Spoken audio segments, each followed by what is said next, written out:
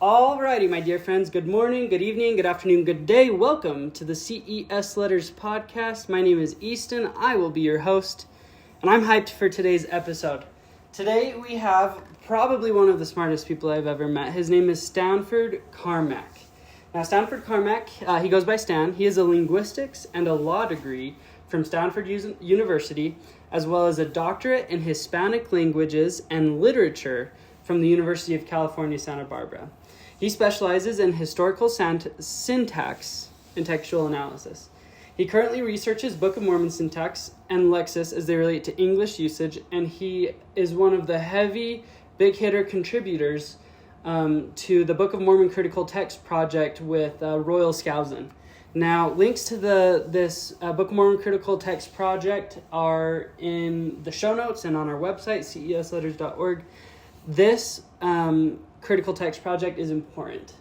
It goes through every single question and concern that you may have surrounding the Book of Mormon, whatever it may be. Now, I need to give a little bit of a preface as this episode gets started.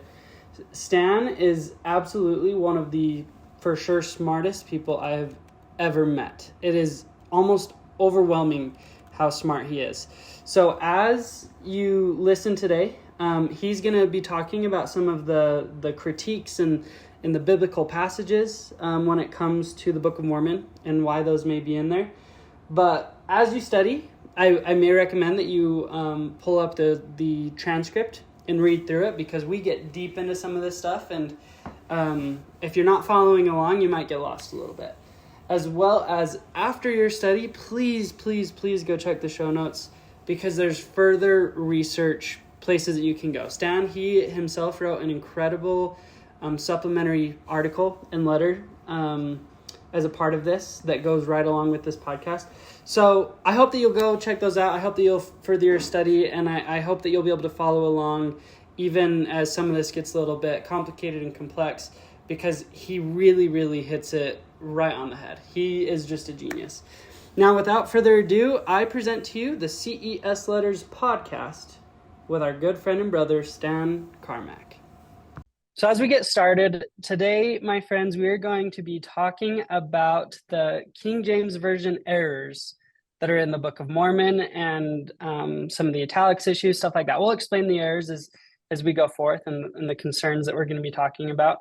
But before we jump into the specific questions and the concerns that the CES letter addresses, Stan, what gives you the authority, what studying, what research have you done that gives you the ability and authority to be talking and teaching about these subjects? Well, my background is in linguistics, and so that's a careful study of language use, the structure of language.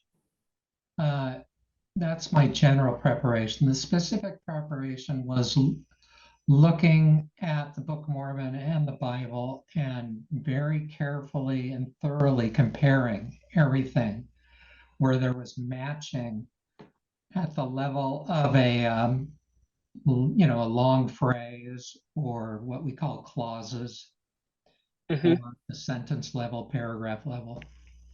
So what I did was I actually took the King James Bible, I regularized the spelling so it would match the spelling we're used to in the Book of Mormon. Because the spelling in the King James Bible that we use has a lot of older British spelling.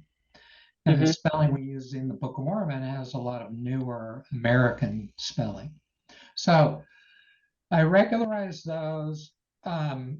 I regularized the Bible spelling so it matched the Book of Mormon. Then I found out, where do we have all the close matches?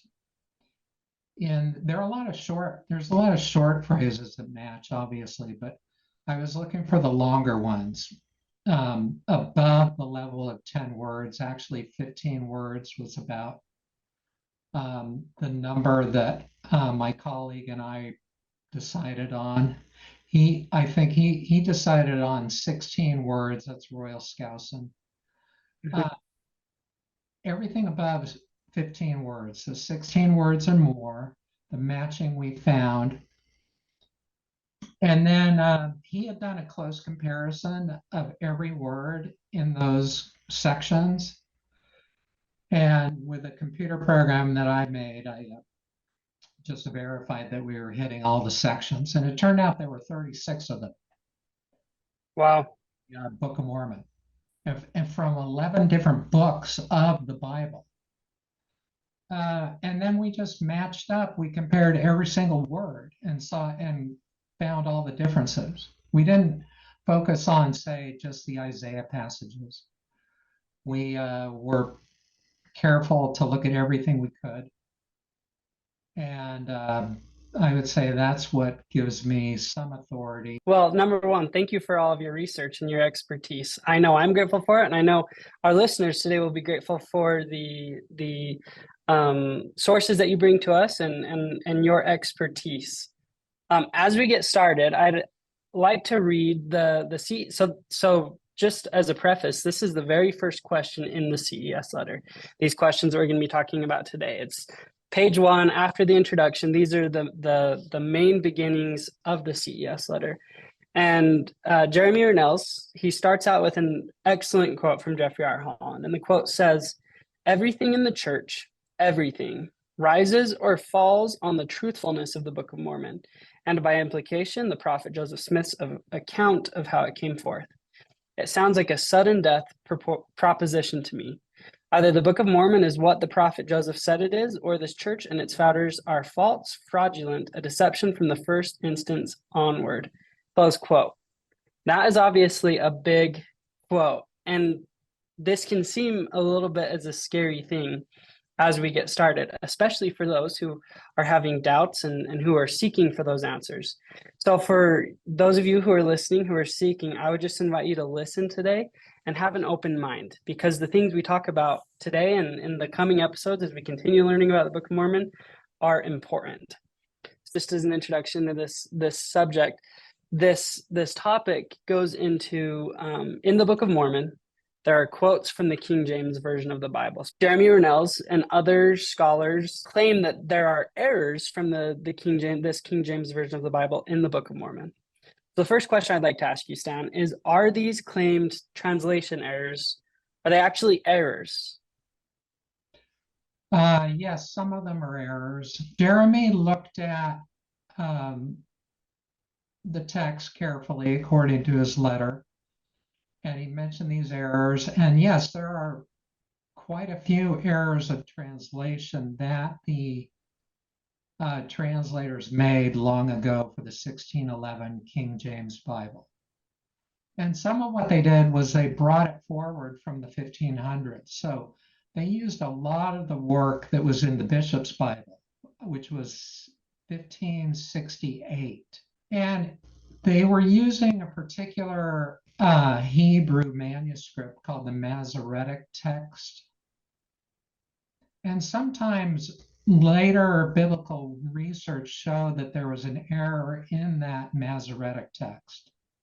So then you would get, obligatorily, you would get a translation error, because if the Masoretic text wasn't correct, then they would have translated that, and you come up with a translation error. One of those is in, for instance, 2 Nephi 24. That's the end of the long Isaiah section. So there's a phrase, there's a noun phrase, the Golden City. And that's because the Masoretic text reads differently from, say, the text of the Dead Sea Scrolls, which has a reading which makes more sense. So it says, "How hath the oppressor ceased, the golden city ceased." And the great Isaiah scroll from Qumran, for example, would give us not the golden city, but the assaulting or the attack ceased. You could call that a translation error. So that comes from the manuscripts. There are other translation errors where the word is rather obscure, and maybe back in 1611 they hadn't gotten the right translation. So take the noun phrase, the crisping pins, which we're used to from the mantles, the wimples, and the crisping pins. That's 2nd Nephi 13 or Isaiah 3. Well, now the Hebrew is generally interpreted as referring to purses or handbags instead of crisping pins. A crisping pin would be what we call today a curling iron. That gives you an example of translation errors that are in the King James Bible. And there are quite a few of these. And they weren't, the Book of Mormon quotes heavily from the King James Bible, and there are many differences. There are over 700 differences, but often the translation errors were just left as is. They were not changed. Sometimes, I mean, there are obviously with over 700 differences, there are many differences and many changes that were made, but it does not appear that Joseph Smith was the one who made them. That's when you look at all the evidence. It's just extremely unlikely from all the evidence that he would have made these 700 differences, the kind of differences they are, and the 700 of them. Because if we think Joseph Smith did it, then we have to assume that either he had a perfect memory, and even that doesn't work, or that he used a Bible, and that's problematic too. Oh, so tell me why it's problematic to assume that Joseph Smith used a Bible. I know that there are some scholars who assume Joseph Smith must have had that Bible right next to him. Let's get to the Isaiah chapters. All right, let's open up to Isaiah chapter 3. Why is that problematic to assume that he did that? That's problematic because, in part, because of the 700 differences. And again, there are nearly there are over 17,000 biblical words in the Book of Mormon, around in these 36 quotation blocks, because they do seem like quotations. There are 17,300 words approximately. So let's say he used a Bible and he opened the Bible up and he dictated to his scribe, who is usually Oliver Cowdery. We know what the error rate of dictation was per manuscript page, and there would have been fewer than 200 differences. There would have been differences from human error dictating. So that's the person dictating and the scribe. There would have been errors. When you dictate tens of thousands of words, you get errors. But there would not have been 700 of them if he was just trying to dictate what the Bible said. He would have had to consciously make changes. So he would have had to do that on purpose. And here's another problem. Some of the changes are complex. He would have then had to do prior preparation for a lot of the changes. And some of the changes went against how he would have changed it subconsciously. So if we think he was changing things, you can look at the syntax, which we all use. We all have syntax, and it's subconsciously generated. And he would have done the same thing in many instances, and the changes go against his own preferences.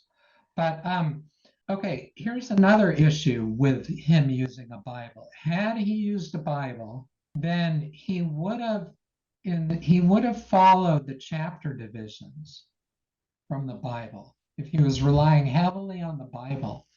But they're ignored. The divisions are larger than the chapters. There are divisions in the manuscripts indicated, but they do not follow the chapter divisions. They're larger narrative groupings. That's another issue. We can't say that, for instance, Oliver Cowdery copied from a Bible either. And the reason we can't say that is that he made the same spelling mistakes in the biblical passages and the non-biblical. So let's say he'd been copying from the Bible. He would not have made as many spelling mistakes, and he would have made different ones just from copying errors. But he was continuing to make his own personal spelling mistakes, just like he had in the other. So that tells us that he was acting as the scribe in the biblical passages, listening to Joseph Smith dictate. So, and then again, the dictation is problematic because Joseph Smith would have needed to prepare a Bible in advance And it would have been a complex, labor-intensive preparation to get all the changes. And the fact that in the Book of Mormon, we have 11 books of the Bible. It would not have been simple to get all 11 books of the Bible and get the passages from all over the Bible. So we have 5 from the Old Testament and 6 from the New Testament books that are quoted in the Book of Mormon. And I say quoted, and I say that for a very good reason, because when you analyze these biblical sections, you see very long stretches of identical words. So the 3 longest have more than 200 words in a row that are identical to the King James Bible. And that's, in the long Isaiah section, there's one stretch of 236 words. In the Matthew section in 3rd Nephi, there's a stretch of 233 words. And in the later Malachi section in 3rd Nephi 24 and 25, there's 260 words in a row quoted verbatim from the King James Bible. But at the same time, remember, you can't forget that there's 712 word or constituent differences in the 36 sections. So all that makes it extremely difficult to explain on the basis of Joseph Smith using a Bible. And, it really works that the words were transmitted to Joseph Smith and that he dictated what he saw when he looked at the stone in the hat, that the biblical words were given to him. He dictated those, and Oliver and maybe some other scribes wrote down what he dictated and did a read back to eliminate errors. That makes sense. So I guess a question I would have is, as these errors come into play in the Book of Mormon that were in the KJV Bible, do they change the text dramatically? Or do they change the meaning of the text dramatically as they come up? Well, okay, take the one I gave you of the Golden City. How hath the oppressor ceased, the Golden City ceased? Exclamation. Yeah, that's probably the assaulting, an oppressor would make an attack. So you would say, yeah, that's quite different there. So yeah, in some cases, the meaning is quite different. It just depends, in some other cases, it's not clear that there's a translation error because the were rather obscure even for top biblical scholars. They can't be fully sure of the meaning of the words. Or take the one in 2nd Nephi 15, that's Isaiah 5. And he fenced it and gathered out the stones thereof. So fence there is probably dig around or hoe or weed. And so you could say, yeah, that's, it's substantially different, but it doesn't alter this. It doesn't, we're losing some meaning there, but it doesn't, destroy the general meaning of the passage. In most cases, you would say that, I think. Well, if you look at Royal Skousen's work, which was published in 2019, it's called The King James Quotations in the Book of Mormon, and it's got over 400 pages in there. And he does a very detailed analysis of things like this, the translation errors. So you could actually count these up and try to decide which ones are the most likely and look at what the biblical scholars have said. Some of the things in CES Letter by Jeremy that he gives as probable errors are not clearly errors. But that doesn't mean that there aren't errors.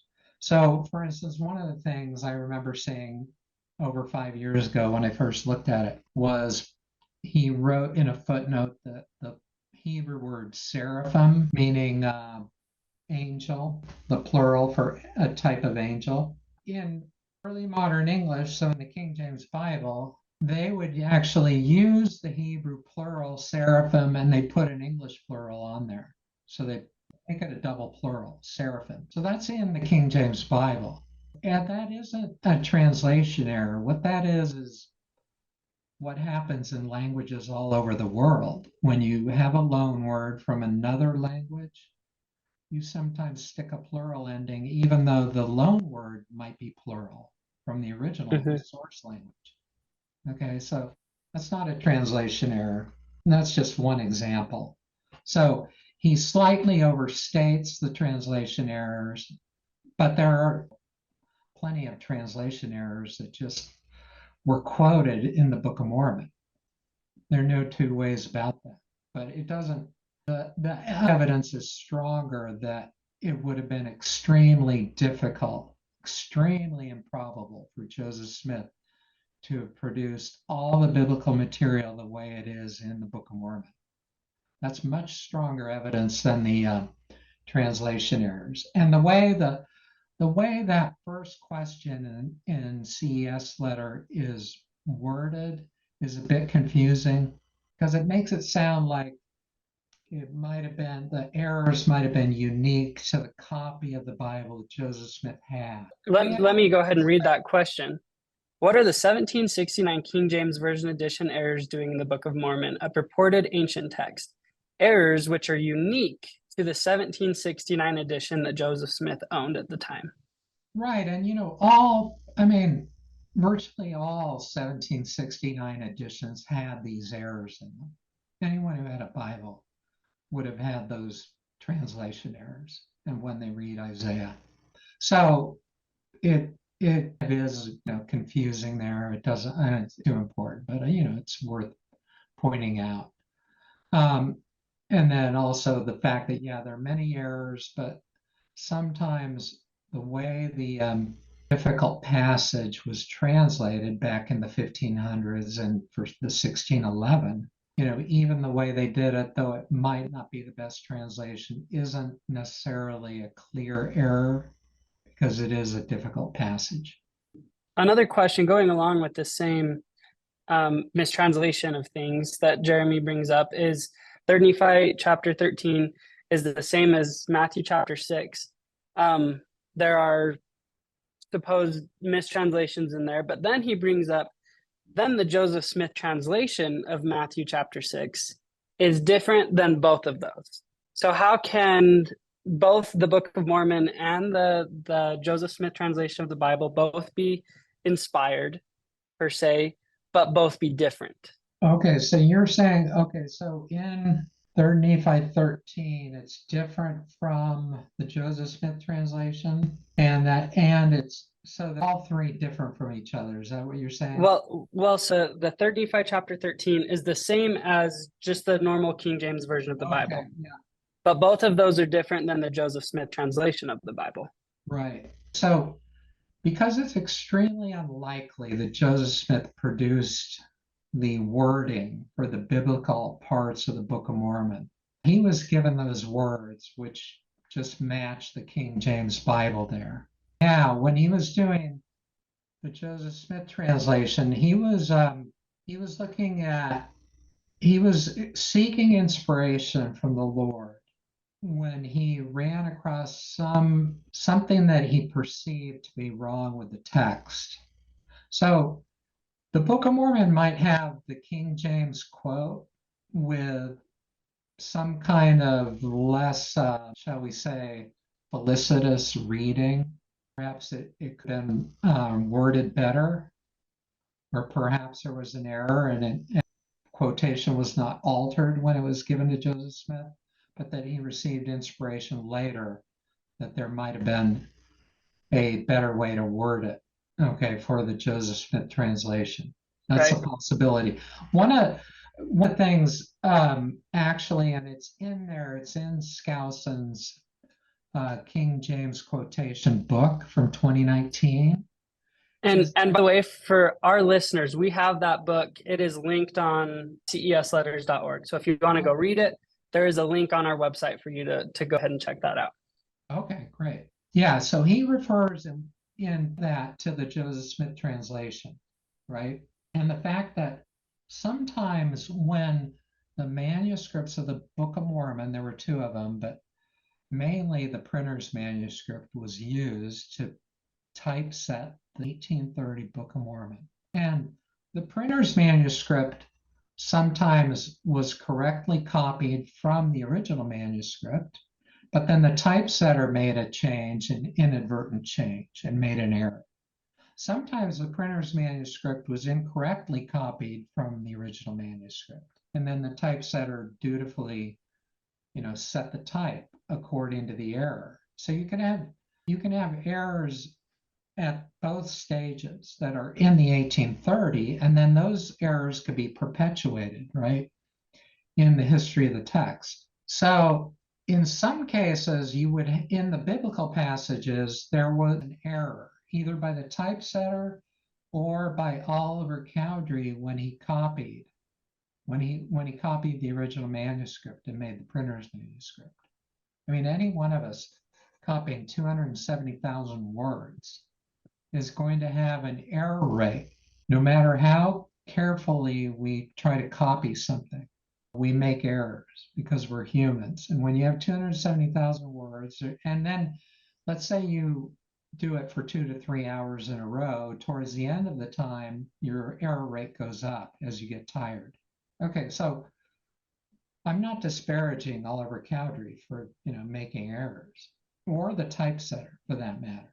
It's only a human phenomenon to make errors. We all do that. So there are errors in there that are in the biblical passages. And sometimes that error, Joseph Smith saw that in the 1830 Book of Mormon. He saw the biblical passage that had an error in it. There were at least one that Royal Skousen refers to in that 2019 book, where he put that into the Joseph Smith translation, not knowing it was an error. So again, it's a human thing. So that's to bear in mind. The Joseph Smith translation, and Joseph, if he were alive today, I'm sure he would tell us, that's not a perfect text. He appears to have been working on things that he perceived to be issues with the text and seeking inspiration from the Lord in making that. But sometimes he didn't perceive an error and he saw, well, the Book of Mormon reads like this. It's a little different from the Bible. I'll go with the Book of Mormon. It might have been a typesetting error or an Oliver Cowdery error. Right. So I guess going along with this, one common question that I've seen people have is, why would the Lord allow any of these translational errors? Why would he allow them to be put into the Book of Mormon or the Joseph Smith translation or anything by that mind if the most true word of God? Yeah, right. I mean, that's a good question. It could have been perfected by the Lord, or when you're dealing with translation, I don't know that you ever get something perfect. Maybe the Lord could do it, but humans can't do it. I have the evidence, and so again, I weigh what is the strongest evidence? Is that Joseph Smith didn't do it, the Lord did it. And so that the Lord didn't deem these errors of translation that were in the King James Bible to be consequential enough to change them. That's what I've concluded. Yeah, we could now see what the errors are and them differently, and get a better reading, get a better understanding of a problematic passage. So there's another phrase which is very difficult to explain if we think Joseph Smith did it. And that's where there's a quote from either the Septuagint or the 1535 Coverdale Bible in the Book of Mormon, which is not in the King James text. So presumably Joseph Smith it's highly unlikely that he was looking at the Septuagint, which is the rendering of the Old Testament from the Greek. It was a translation of the Hebrew into Greek. And then for Joseph Smith, because he didn't speak either Greek or Hebrew in 1829, he would have had to get an English version of that and see the phrase, or he would have had to get a Coverdale Bible, a version of that, and see it. So this is in 2 Nephi 12, which corresponds to Isaiah 2, verse 16. where it has the phrase, upon all the ships of the sea. In the King James Bible, all we have is upon all the, is it the ships of Tarshish or Tarshish? It doesn't say ships of the sea, but the Book of Mormon has both. So why, for instance, did the Lord decide to have that inserted? Why, when the Lord could have inserted many more things like that? And the Lord could have. So I'm bringing that up because then just think about how it's difficult to explain that insertion.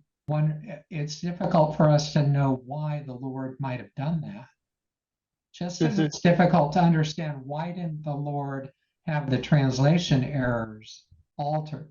Okay, so it goes both ways. The one points very strongly away from Joseph Smith, that upon all the ships of the sea. The other one tends to make us wonder whether Joseph Smith was just, consulting a Bible, because we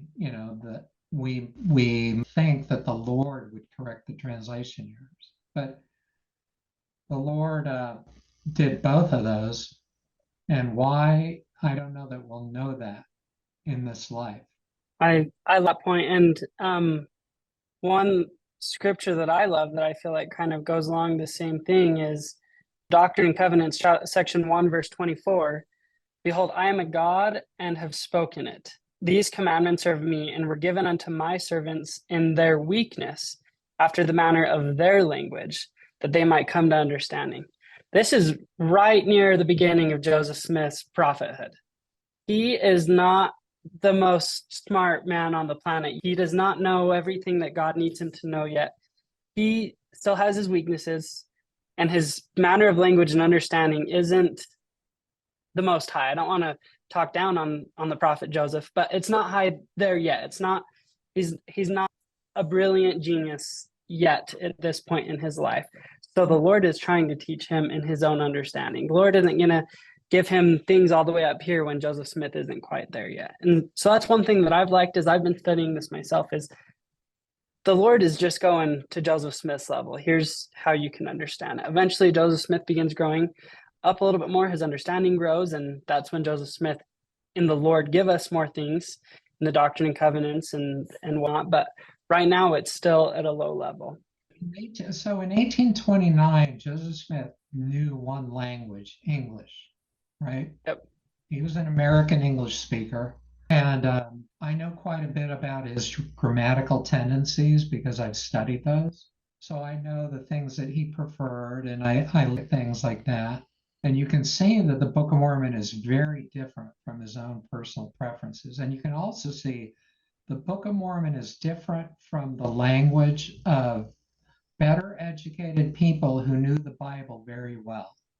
It's very different from that. So it doesn't seem like what they call those. There are people who wrote in the style of the Bible, and they wrote histories, maybe the history of the American Revolution or the War of 1812 or the Civil War. They wrote histories in a biblical style. And when you look at the Book of Mormon, the syntax of the Book of Mormon is different from those in quite a few ways that go throughout the entire text. Okay, so that also tells us that Joseph Smith wasn't wording the entire Book of Mormon because it's so syntactically different from himself and even from the Bible and even from the biblical imitators. So if you say that Joseph Smith was just a brilliant biblical imitator, that doesn't work either, because that's not what the Book of Mormon, the sentence structure of the Book of Mormon is not just an imitation of the Bible. But getting back to Joseph Smith and in 1829 being a monolingual English speaker, he probably didn't even know about the italics, what they meant in the King James Bible. So the translators of the Bible put many words in italics. And it was when there wasn't a Hebrew or Greek word, but they inserted one in English to make it sound English. Okay, so sometimes in Hebrew, you wouldn't get the verb be used like we would in English. So they would put the form of the verb be, maybe it was or is or are or were or being, whatever it happened to be, they would put that in italics. And so there are many different types of words like that in italics. Sometimes they're short phrases. In the biblical passages, there are many of those italicized words which are different in the Book of Mormon from what they read, from how they read in the King James Bible. Okay, so, but remember I said there's 700, more than 700 word or short phrase differences between the wording of the Bible and what is in the Book of Mormon. But still, it's not complete loose, what we call paraphrastic rendering. Okay, so it's not a loose rendering, it's tight quotation, but with many differences. What is the percentage that is an italics difference? It's less than 1/4 of the differences. Okay, so it's slightly above 20%. It's between 20 and 25% of the differences involve italics. Now, let's say, as the evidence seems to indicate, that the Lord had or prepared the biblical text and transmitted it to Joseph Smith. So the Lord made the changes, or the Lord had others make the changes and then transmitted that to Joseph Smith, right? Well, those people and so they would have known English. I mean, the Lord could have needed to have English people who knew English and knew the early modern English of the Bible. And so they would have known what the italics stood for. And they would have known let's just assume the Lord did it. The Lord would have known what the italics was. The Lord would have known the Hebrew and the Greek, and that then the italicized word was supplying a word that made the English sound grammatical, but wasn't in Hebrew or Greek. The Lord obviously could change those italicized words at a higher rate. So to say that it points to Joseph Smith, you can also make it just as strong, or maybe a stronger argument, that it points to away from him, because he probably didn't know about italics until the 1830s. So we're talking 1829, before he educated himself. So by the 1830s, he began to be educated because he was self-educated. And then he might have learned what the italics meant. But it makes even better sense to think someone like the Lord, who of course has a perfect understanding of the italicized words, would feel plenty of freedom to change those at a higher rate. But still, that's only one part. That's only less than 1/4 of the changes are italics. So there are still 500 plus changes to account for that are not italics, which then needs accounting. That still doesn't work if Joseph Smith used a Bible. Right. That's very interesting. And it's, to me, as a meager 22 dumb kid, to me, that is a example of the Lord's hand in the work. He's going to change some. He's going to not change some. Some are right, some are wrong.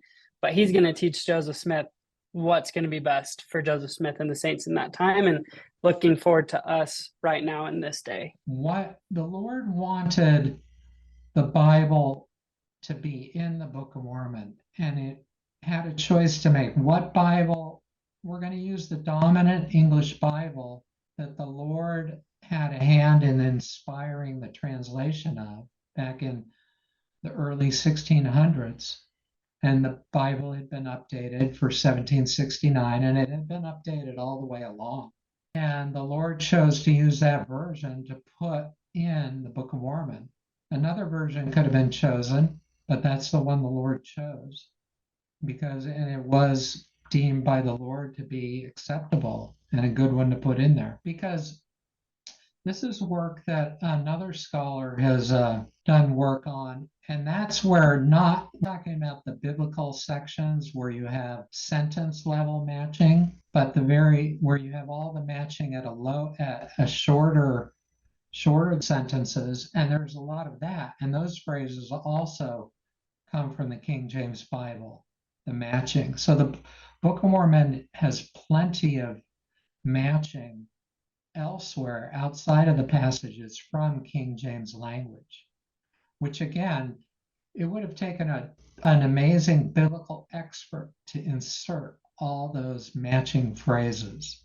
Sometimes you have matching and Skousen has another section, I think in the text critical volumes, where he just goes over somewhere in Moroni. I can't remember the chapter and verse right now, but towards the end of Moroni, where from 6 different books of the King James Bible in 2 verses, the Book of Mormon interweaves, short phrases of the King James Bible in a very creative, powerful way. So that would have taken an extreme biblical expert, which Joseph Smith was not in 1829. Right. And it would take somebody who knows the theology and knows what type of theology that the Lord needs to be able to put that out there. And I wouldn't say Joseph Smith knew God's theology perfectly in 1829. So Right. it's a very, very topic. Yeah, I'm glad you mentioned that it's available for people to read that book from 2019, because I think everyone should go through that book at least once, or at least a few sections. And at the end of the book is where it's beautifully laid out. The King James Bible reading side by side with the Book of Mormon reading, the way Joseph Smith dictated it. Because, in the current version that we use in church, there are many differences. So, for instance, when in the King James Bible, you would have which referring to persons, even in the biblical passages, and we can all think of our Father, which art in heaven, which, that's language that was most prevalent in English, say at the end of the 1500s. But anyway, it lays out the original dictation with a lot of words like which that we don't have now in the Book of Mormon that we read, and it compares it to the Bible. And so you can see all the differences laid out. You can make your own determination, and you can actually look to see how many differences are complex, and it really brings it home. Yes, they're not just simple all the time. Yeah, yes, there are many, the bulk of them, I would say, are simple, but there are plenty of different readings that are complex. And some of them, they're inconsequential for meaning, but they are actually strong evidence against Joseph Smith also wording the biblical parts. So one aspect that I'm an expert in and know more about than anyone else is the fact that in the Bible, you have, when you refer to persons with a relative pronoun, let's take the noun man. So the Bible prefers to say the man that did something, the man that. Now, it could be the man who did something, the man that did something, or the man which did something in the Bible. But the Bible strongly prefers that. Book of Mormon strongly prefers which. And Joseph Smith in 1829 strongly preferred who, okay? As did the biblical imitators. They used who. And after who, they used that. And they didn't use which a lot, not like the Book of Mormon. So in the biblical passages, you have interesting insertions of which, where Joseph Smith would not have preferred to do that. He wouldn't have even thought about doing that. It would have been subconscious. He wouldn't have thought about changing the biblical that to which. So you can actually see that when you see a side-by-side comparison. And that goes to something subconscious, which is very strong evidence. Very interesting. One final question that I like to try and ask as many of our guests as I can is, you're a scholar, you are an expert. How, as you've become more educated, as you've learned, as you've come across, I'm sure, more doubts and things to understand and recognize, about the church or about Joseph Smith or about the Book of Mormon, how have you been able to hold on and keep your faith? Where has your focus been? How have you been able to even grow your faith as you've continued to learn more and deepen your understanding? Well, I mean, with the Book of Mormon in particular, but I also looked at, say, the Book of Moses, and I subjected it to scrutiny, and I'm not afraid of scrutiny. I like to be thorough, and that's why I work with Royal Scouts, and he is extremely demanding and thorough in his analysis of things. And he also, we're both of the opinion that the truth will set us free and that we don't ever need to fear the truth. And so that's what I wanted to know about the truth of the Book of Mormon from my analysis. And in fact, my father encouraged me to do this. And unlike me, my father was a high church leader. He's, now in his 90s, still alive, but he was a 70 for the church. He encouraged me to look at the Book of Mormon carefully as a linguist. And so that's what I tried to do beginning 10 years ago. And I didn't know Royal Skousen at the time. And my hypothesis was that the Book of Mormon might be Joseph Smith wording it. He might have worded the Book of Mormon just from inspiration. The Lord might have revealed ideas and thoughts to him. So that was actually the hypothesis. But then as I dug into the syntax, I noticed, wow, this is more impressive than what the biblical imitators, any of them, did. And I actually am finding the language in the 1500s and 1600s, but not always in the Bible. So the Book of Mormon is showing knowledge of earlier English that Joseph Smith did not have. And it's showing that syntactically, and it's showing that in the vocabulary. And then the biblical parts just go along right with that. And so I would say that I have an even stronger belief in the Book of Mormon and other revelatory writings of Joseph Smith.